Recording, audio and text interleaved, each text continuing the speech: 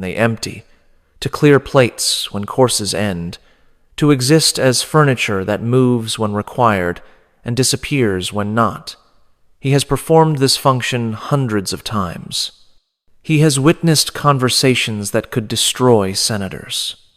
He has seen documents that could reshape the empire. He has heard secrets that powerful men would kill to protect. He has never witnessed anything like what is happening now. The emperor reclines on the central couch, his position marking him as host and master of the gathering. He is 25 years old, tall for a Roman, his body still carrying the athletic build of his youth.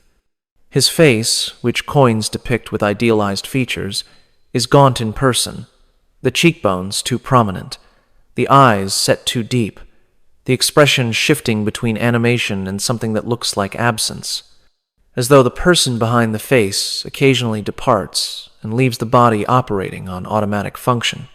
His name is Gaius Julius Caesar, Augustus Germanicus. The soldiers who raised him in military camps called him Caligula, Little Boots, a nickname from the miniature military boots he wore as a child mascot of the legions. The nickname was affectionate then. It is something else now. On the couches flanking him lie 3 women. They are his sisters. Halotus knows their names because everyone in Rome knows their names.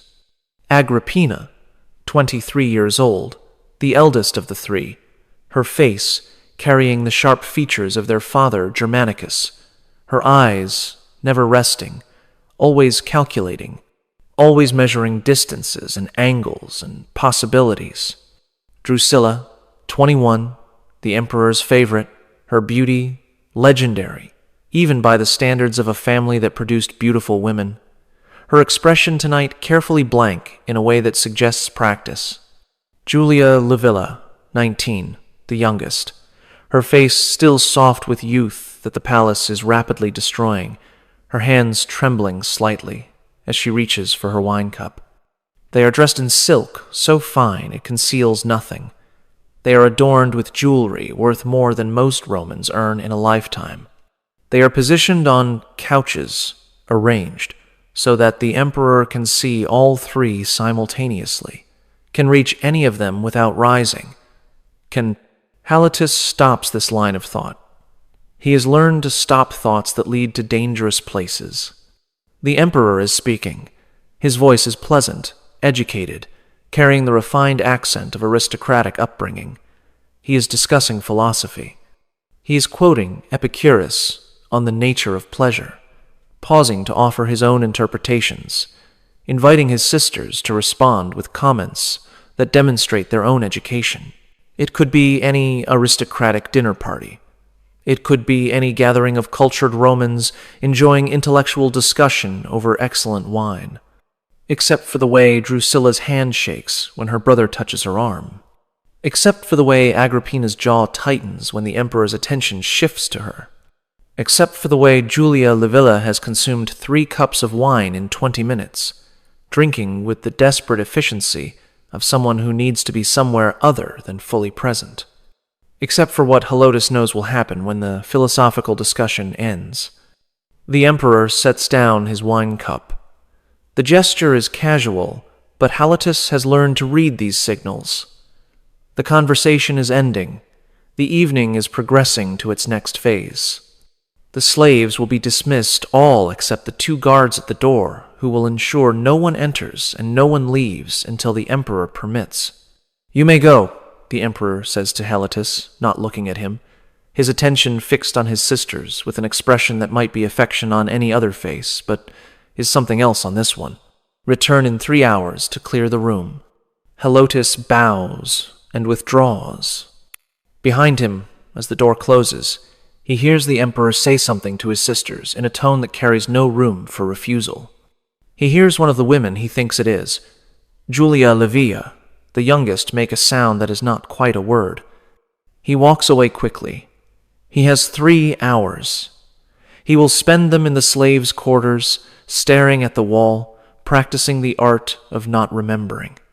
He is not successful. 3 hours later, when he returns to clear the room, The emperor is gone. The three sisters remain on their couches, their silk garments disarranged, their carefully arranged hair destroyed, their faces carrying expressions that Helotus will see in his dreams for the rest of his life. Drusilla is crying silently, tears tracking down her cheeks without sound, her eyes fixed on nothing. Agrippina is not crying. Her face has hardened into something that looks like carved stone, her eyes burning with an emotion that Helotus recognizes as hatred so intense it has transcended feeling and become purpose. Julia Livilla is unconscious. The wine and whatever else was in the wine has finally granted her the escape she sought. Her breathing is shallow, but steady. She will wake eventually. She will remember eventually. The escape is temporary. Helotus begins clearing the plates. His hands are steady because he has trained them to be steady.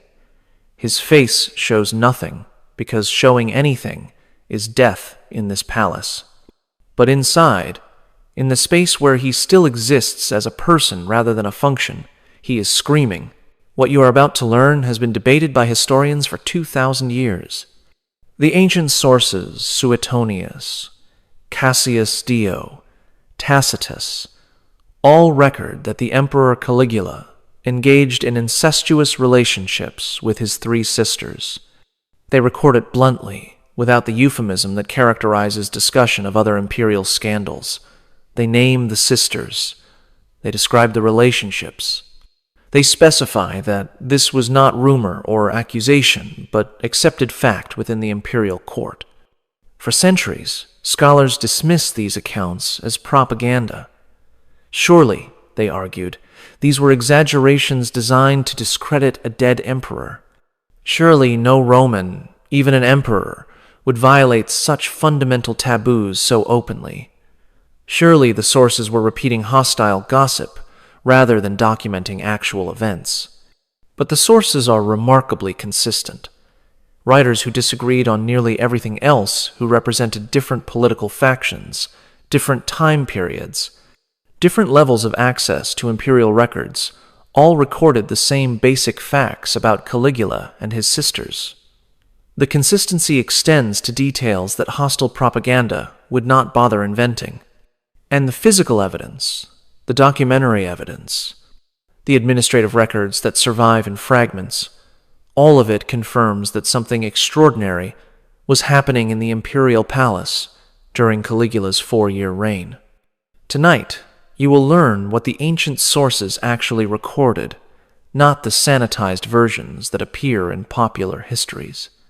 You will learn about the three sisters, Agrippina, Drusilla, and Julia Livilla, whose lives were shaped by their brother's obsessions in ways that would echo through Roman history for generations. You will learn about the public ceremonies where Caligula displayed his relationships with his sisters openly, forcing senators and citizens to witness what should have been unwitnessable. You will learn about the private quarters where the real horrors occurred, documented in accounts from palace servants whose testimonies were recorded and preserved. You will learn about Drusilla, the favorite sister, whose death drove Caligula into a madness that terrified even those who had witnessed his previous excesses. About the divine honors he forced Rome to grant her, making her the first Roman woman officially deified, transforming his violation of her into a form of worship that the entire empire was compelled to observe. You will learn about Agrippina, who survived her brother's reign through calculated submission, who channeled the hatred born in those palace rooms into a decades-long campaign of revenge that would eventually place her own son on the imperial throne. Her son's name was Nero. The horrors he would inflict were shaped by the horrors his mother had endured. You will learn about Julia Livilla, the youngest, who sought escape through wine and eventually through conspiracy, whose attempt to free herself led to exile on a barren island where she starved to death at 24 years old. You will learn about the witnesses, the slaves who served in those rooms, the guards who stood outside those doors, the officials who documented what they observed, because documentation was their function regardless of what they were documenting. Their accounts survived because they were administrative records rather than political narratives, filed away and forgotten until scholars began examining them with new questions. If you want to understand how absolute power corrupts absolutely, how family bonds can become chains more terrible than any imprisonment, how victims can become perpetrators, and how trauma echoes across generations, then you need to watch this entire video. Subscribe right now, because what you are about to learn reveals patterns that did not end with Rome. The dynamics that operated in Caligula's palace, the exploitation of familial relationships, the use of public ceremony to normalize private violation, the destruction of victims' identities until they become instruments of their own abuse.